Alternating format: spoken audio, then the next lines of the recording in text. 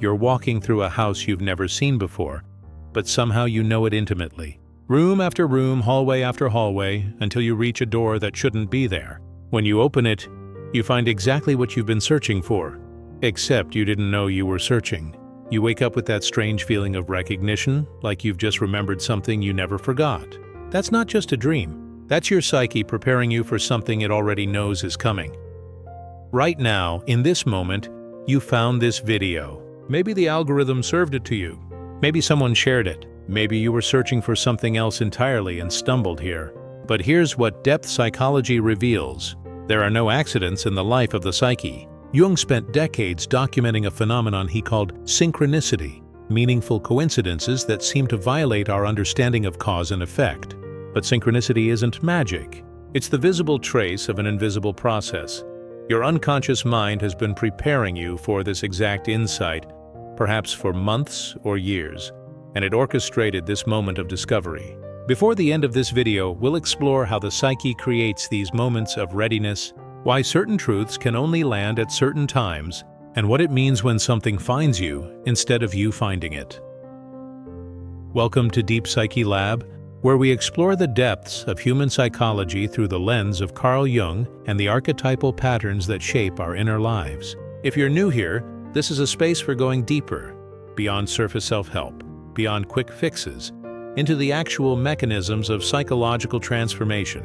Hit that subscribe button and turn on notifications, because we're releasing new explorations regularly, and the next one might arrive exactly when you need it. So let's begin with a question that has probably crossed your mind. Why does the same book, the same conversation, the same piece of advice land completely differently depending on when you encounter it? You can read something at 25 and find it interesting. You can read the exact same passage at 35 and it shatters you, rearranges you, shows you a truth so obvious you can't believe you missed it. The words didn't change. You did, but how? And more importantly, what was happening in the invisible architecture of your psyche during those 10 years that made you finally ready? Jung called this psychological readiness, and it's one of the most underappreciated concepts in depth psychology. We live in a culture obsessed with information access. We believe that if we just read the right book, take the right course, follow the right teacher, we'll unlock the transformation we're seeking. But Jung observed something that contradicted this entire premise. Insight doesn't work like data transfer. You can't download wisdom. The psyche has to be prepared to receive it, like soil that's been turned and enriched before the seed can take root. And that preparation? It happens in the dark, largely outside your conscious awareness, as the unconscious slowly metabolizes your experiences, your failures, your repetitions, your pain. Think about the last time something suddenly made sense to you, not intellectually, but in your bones.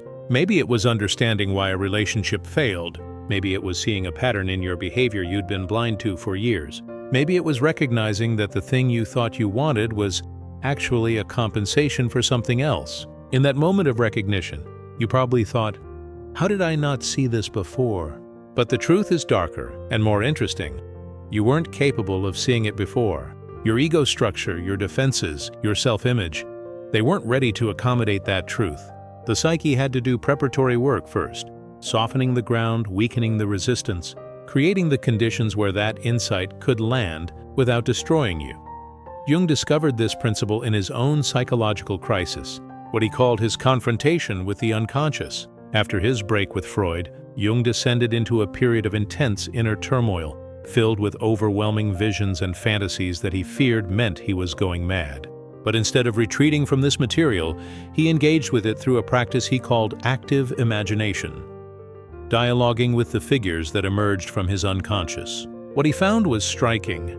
These inner figures seemed to know things he didn't know consciously. They offered perspectives he couldn't have generated through willpower or thinking.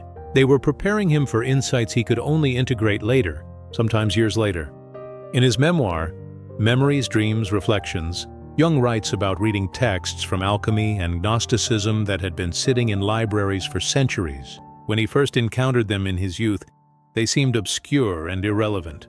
But after his confrontation with the unconscious, when he returned to these same texts, they suddenly blazed with meaning.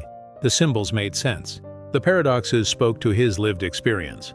Nothing about the texts had changed, but his psyche had undergone the preparatory work necessary to decode them. He'd earned his readiness through suffering, through uncertainty, through the willingness to not know. This is what we're really talking about when we say something finds you when you need it. We're describing a temporal dimension of psychological work that our rational mind struggles to accept. We want transformation now. We want the insight immediately. We want to skip the preparation phase and get straight to the breakthrough. But the psyche doesn't work on ego time. It works on what the ancient Greeks called kairos, the right time, the opportune moment, the fullness of time when conditions align for something to emerge. Kairos was personified as a young god with wings on his feet and a single lock of hair falling over his forehead. You had to seize him as he passed, because once he was gone, there was nothing to grab onto. He represented those fleeting moments when the door opens, when you're ready and the opportunity arrives simultaneously, when inner preparation meets outer circumstance.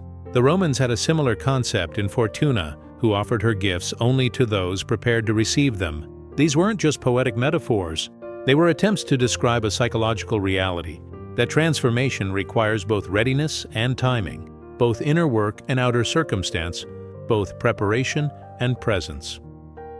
Jung's concept of synchronicity is deeply connected to this idea of kairos. Most people misunderstand synchronicity as meaningful coincidence, as if it's just about noticing patterns. But Jung was pointing to something far more radical, the idea that psyche and matter are two aspects of the same underlying reality, and that at certain moments, particularly moments of psychological intensity or transition, this underlying unity becomes visible. The outer event and the inner state mirror each other in ways that feel too precise to be random, too meaningful to be mere chance. Here's a concrete example Jung documented.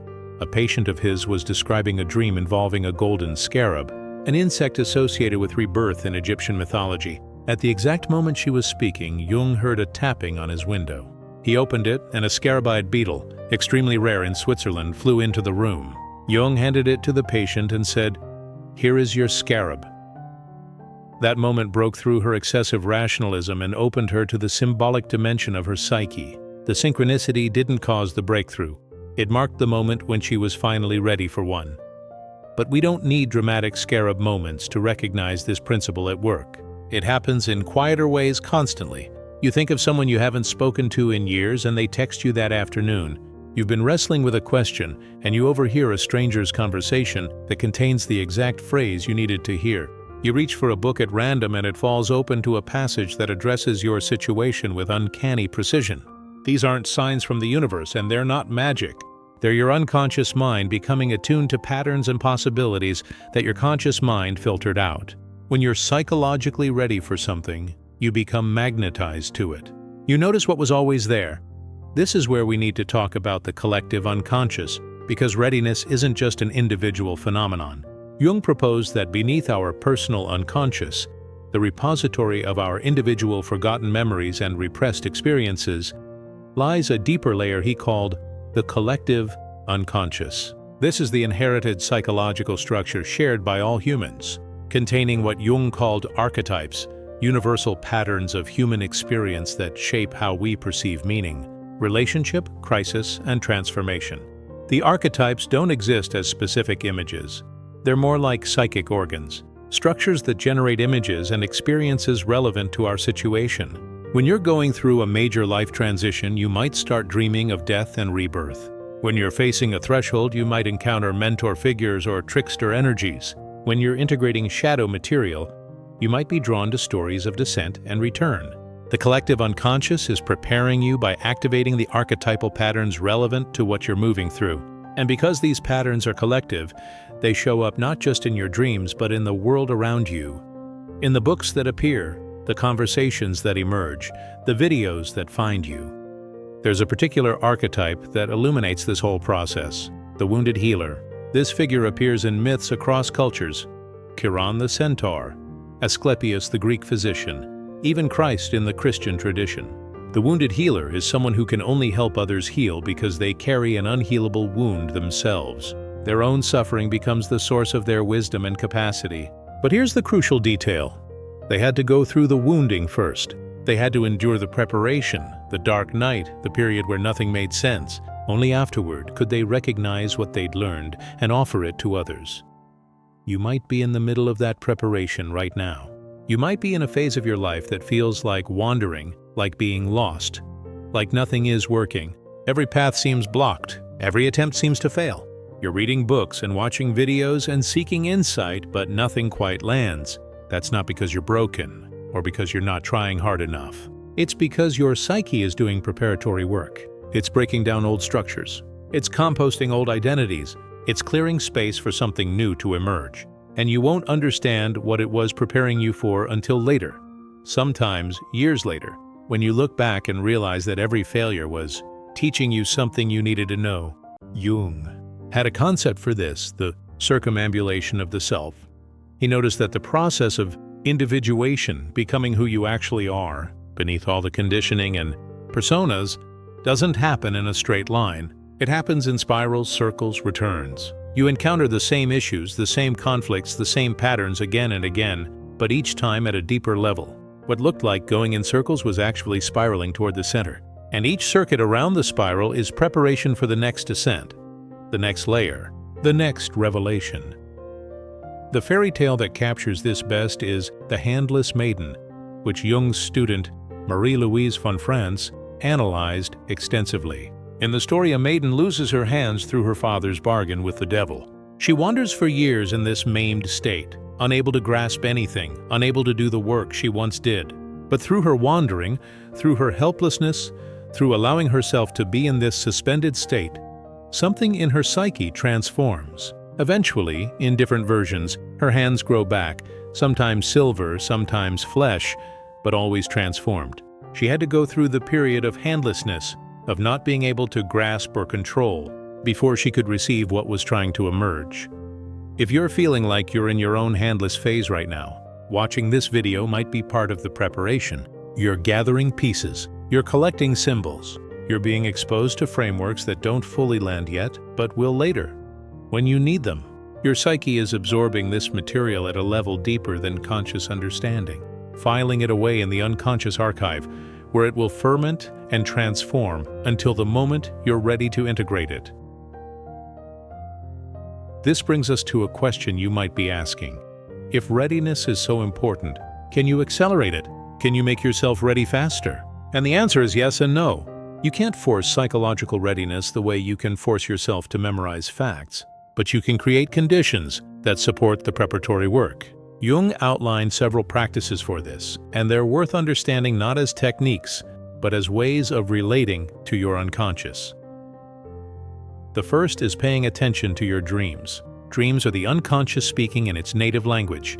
Symbols, images, narratives that don't follow rational logic. When you start recording your dreams, even without interpreting them, you're signaling to the unconscious that you're listening. You're creating a relationship. And over time, you'll notice that your dreams start showing you patterns, preparing you for transitions before they happen consciously.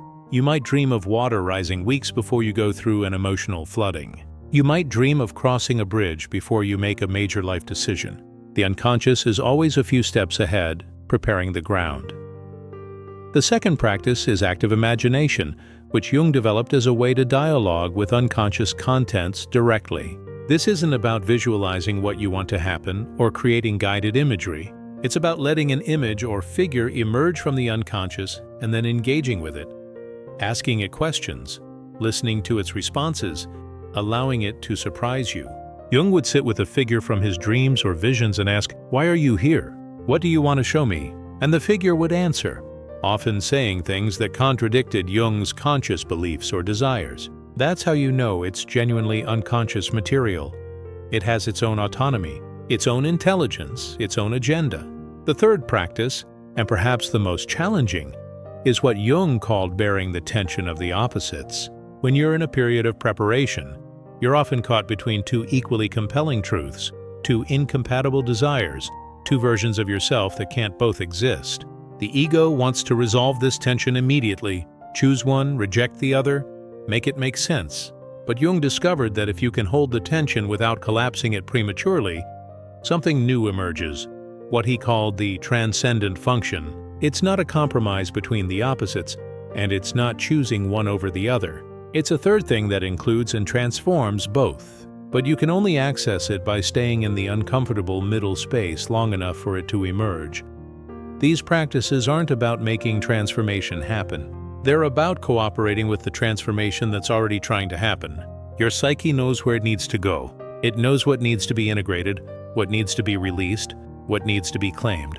The ego's job isn't to drive the process, but to create space for it, to not interfere, to stay conscious while the unconscious does its work. And this is where we circle back to the idea of something finding you. When you engage in these practices, when you pay attention to dreams, when you dialogue with the unconscious, when you hold tension instead of resolving it, you're increasing your receptivity. You're becoming the kind of person who notices synchronicities, who recognizes when the right book appears, who feels the significance of a particular moment. You're not making these things happen. You're becoming available to what's already trying to happen. If this perspective is resonating with you, if you're recognizing your own experience in what we're exploring here, go ahead and hit that like button. It helps this content reach others who are ready for it, and it tells the algorithm that depth still matters, that there are people hungry for psychological substance. Let's keep this going. Now, there's a shadow side to all of this that we need to address, because Jung was always insistent on looking at the shadow. Those parts of ourselves and our ideas that we'd rather not examine. The shadow of believing that everything happens for a reason, or that you found this when you needed it, is that it can become a way to avoid agency, to outsource your choices to fate, or the universe, or your unconscious. It can become passivity dressed up as trust. It can become a way to never decide anything, never commit to anything, always waiting for the sign, the synchronicity, the moment of perfect readiness. Jung was explicit about this. The unconscious can guide, but it can't decide. It can show you possibilities, patterns, potentials, but the ego has to do the work of choosing, acting, taking responsibility. If you're waiting for perfect readiness before you make a move, you'll wait forever. Sometimes you have to act before you're ready, and the readiness comes through the action. Sometimes you have to commit to the relationship, take the job, make the art, start the project while you're still uncertain, and the certainty builds through engagement. The psyche prepares you, yes, but it also needs you to show up. It needs you to take the first step, even when you can't see the whole staircase. It needs you to trust the process while also doing the work. This is the paradox Jung lived in. Absolute respect for the unconscious paired with absolute responsibility for conscious choice. Both are necessary. Neither alone is sufficient. There's a moment in the Red Book, Jung's personal journal of his confrontation with the unconscious, where he encounters a figure called Philemon, an old man with the wings of a kingfisher. Philemon becomes Jung's inner guide, teaching him things he didn't know consciously. But Philemon doesn't solve Jung's problems for him. He doesn't give Jung a map or a plan. He shows Jung the depth, the complexity, the paradox, and then leaves Jung to figure out what to do with it. That's the relationship we all have with the unconscious. It's a wise counselor, not a savior. It can't live your life for you. So when you encounter something that seems to find you at the perfect time, whether it's this video, a book, a person, an opportunity, the question isn't just, what does this mean? The question is, what am I being asked to do with this? How am I being called to respond? The synchronicity doesn't absolve you of choice. It intensifies the need for choice, because now you know you're at a threshold, a moment of kairos, and what you do next matters. Let me give you a framework for working with these moments when something finds you. First, acknowledge it. Don't dismiss it as random or meaningless, but also don't inflate it into cosmic significance. Simply notice, this landed in my awareness now, at this particular moment in my life. What's the context? What am I moving through? What question am I holding, consciously or unconsciously? Second, extract the symbol or the question. What is this thing? Whether it's an insight, an image, a phrase, a story, pointing toward in your psyche. Don't look for literal instructions. Look for resonance. Where does it vibrate in your inner landscape? What does it illuminate or challenge? Jung always emphasized that symbols can't be reduced to single meanings. They're multivalent, pointing in multiple directions simultaneously. So sit with the symbol. Let it work on you. Third, watch for where it shows up again. Synchronicities tend to cluster. If something is genuinely significant, it won't appear once and disappear. You'll start noticing variations of the theme across different domains. In your dreams, in conversations, in what you read, in what happens. That repetition is the unconscious underlining something, saying, "Pay attention here. This matters." Fourth, dialogue with it. This is where active imagination comes in. If an insight landed, ask it, "What do you want from me? What are you preparing me for? What do I need to see or understand or change?" And then listen, not with your rational mind trying to figure it out, but with that receptive attention that lets answers emerge from beneath the surface. Fifth, and this is crucial, take one concrete action. Don't just absorb the insight and move on. Let it change something, even something small. If you realize something about a relationship, have the conversation. If you recognized a pattern, interrupt it once. If you saw a possibility, take one step toward it. The psyche pays attention to what you do, not just what you think or feel. When you act on an insight, you signal that you're ready for more. This is how you work with synchronicity and readiness without falling into either the trap of passive waiting or the trap of forcing things through willpower. You recognize that you're in a co-creative relationship with your unconscious. It offers material. You respond. It adjusts its offering based on your response. You respond again. This back and forth, this dialogue, is what Jung called the process of individuation, the lifelong conversation between ego and self, between consciousness and the unconscious, between who you think you are and who you're actually becoming. And here's what makes this process both terrifying and beautiful. You never arrive. There's no final state of perfect integration where all the work is done. Every insight opens onto a deeper question. Every integration reveals a new layer of shadow. Every answer becomes the doorway to a more sophisticated problem. Jung described the self, the organizing principle of the psyche, the totality of who you are, as both center and circumference. You can move closer to it, but you never fully embody it, because it's larger than what consciousness can contain. But that's not depressing. That's actually liberating. It means you're always in the process, always being prepared for the next thing, always finding and being found. It means the video you watch today might plant a seed that blooms in 5 years. It means the book that changed your life at 35 might have a completely different gift for you at 50. It means nothing is wasted, nothing is irrelevant, because your psyche is always working with the material of your life, composting it, transforming it, preparing you for what's coming. There's a reason Jung spent the last decades of his life studying alchemy. On the surface, alchemy looks like a failed attempt to turn lead into gold, but Jung recognized it as a symbolic map of psychological transformation. The alchemists were describing in chemical metaphors what happens in the psyche when you engage in the work of transformation. And one of the central alchemical principles is that you can't skip stages. You have to go through the blackening, the putrefaction, the dissolution, before you can get to the whitening and the reddening and eventually the gold. Every stage is necessary. Every stage is preparing you for the next. If you're in the blackening phase right now, the breakdown, the darkness, the period where everything you thought you knew seems to dissolve, you're not failing. You're in the preparatory work. The alchemists called this stage the Negredo, and they were adamant that there's no way around it, only through it. Jung himself went through his Negredo after the break with Freud, when his entire identity as Freud's heir and his whole theoretical framework collapsed. He had to sit in not knowing, in chaos, in the fear that he was losing his mind. But that dissolution was preparing him for the breakthrough that became his life's work. The mapping of the collective unconscious, the theory of archetypes, the understanding of individuation as a lifelong process. So when you ask yourself, why did this find me now?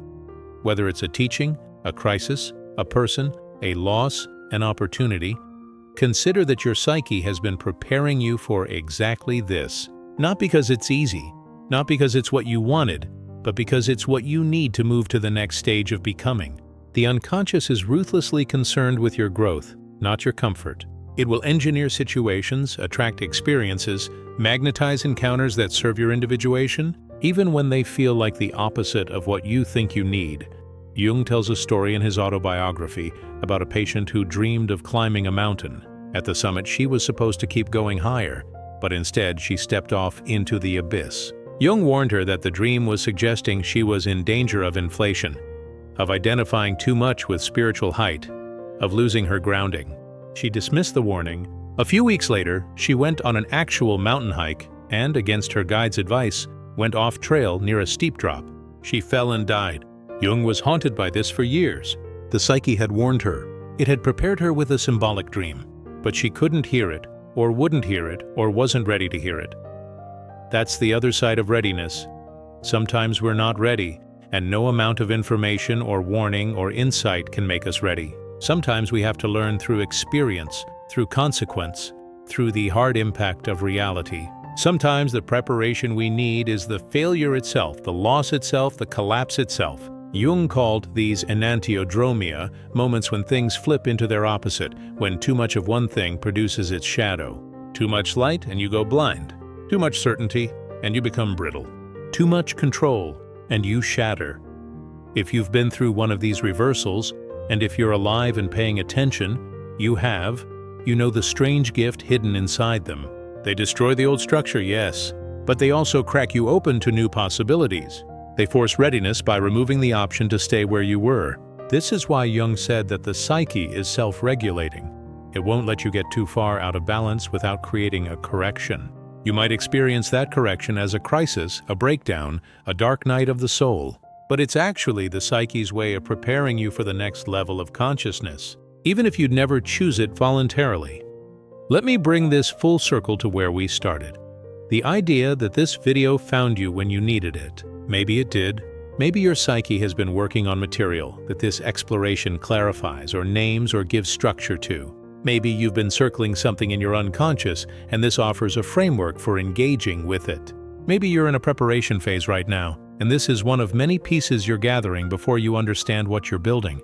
Or maybe this video is planting seeds for later. Maybe a year from now, you'll be in a situation where you suddenly remember something from this exploration, and it will click into place in a way it doesn't fully now. Maybe you're being prepared for something you can't even imagine yet, and this is part of the preparatory work. That's how the psyche operates, simultaneously immediate and long-term, working on multiple timescales at once. What I can tell you with certainty is this: the fact that you're here, that you're drawn to depth psychology, that you're interested in Jung and archetypes and the unconscious, means you're already in the process. You're already engaged in the work of individuation, whether you call it that or not.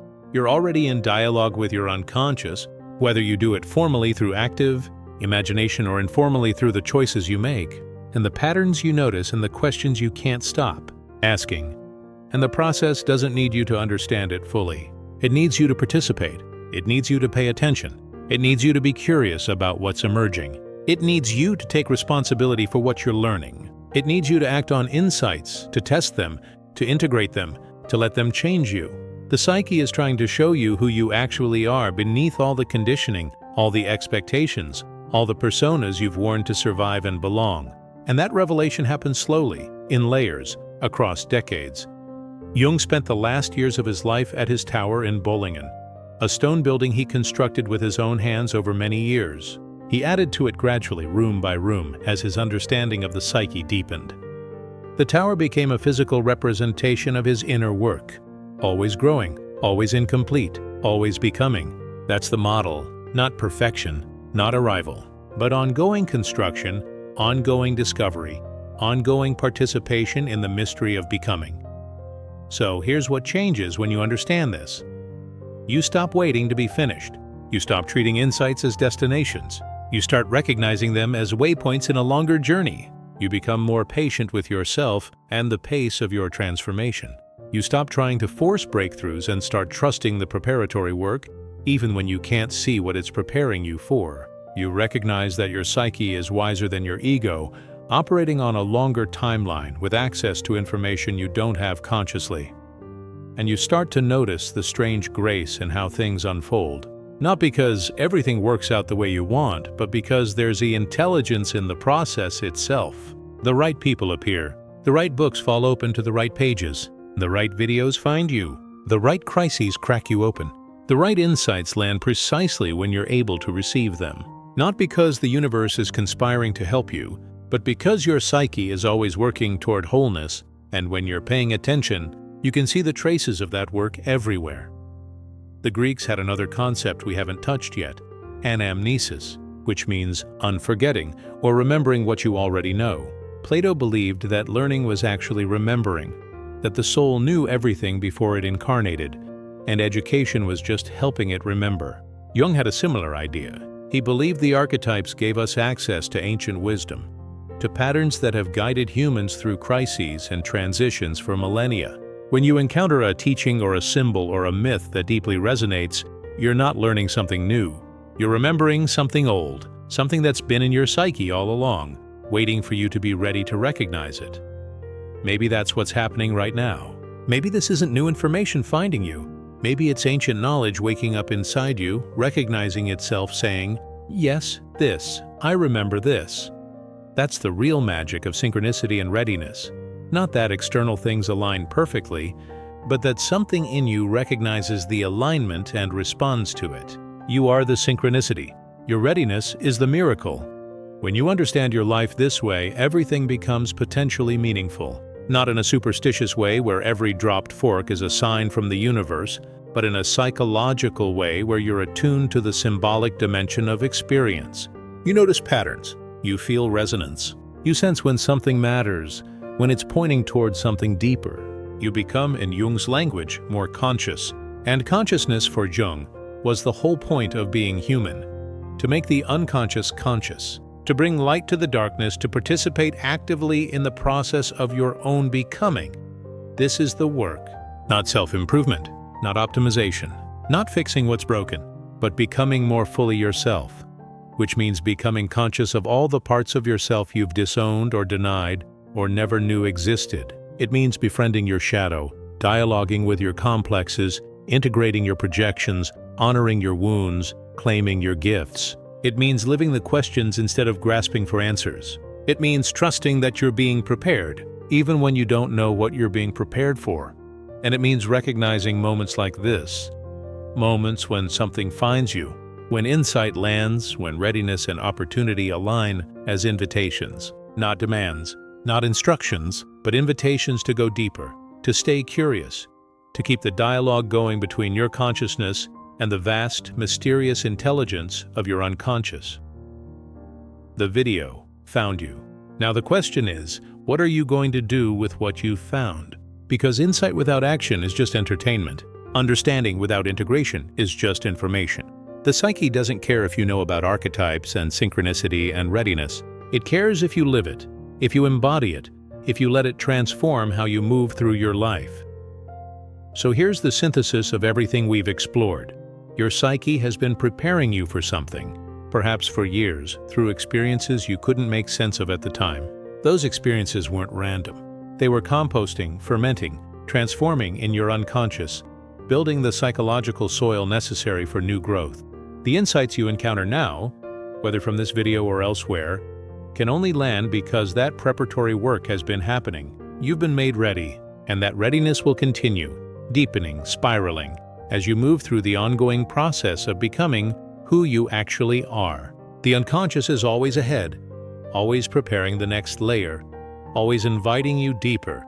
Your job is to notice, to respond, and to trust that what finds you is exactly what you need, even when you don't understand why yet. The psyche prepares you through what you survive, not through what you avoid. Before we close, I want to invite you into the conversation.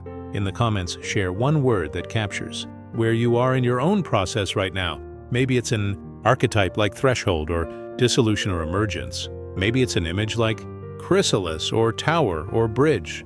Maybe it's simply becoming or remembering.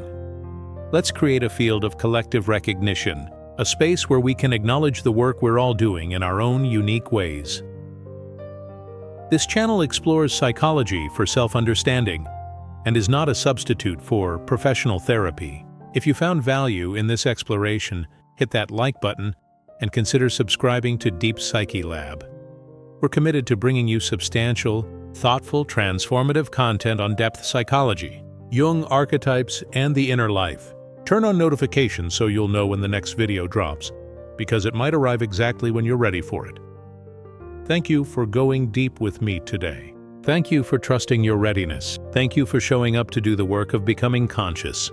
Until next time, keep paying attention to what finds you,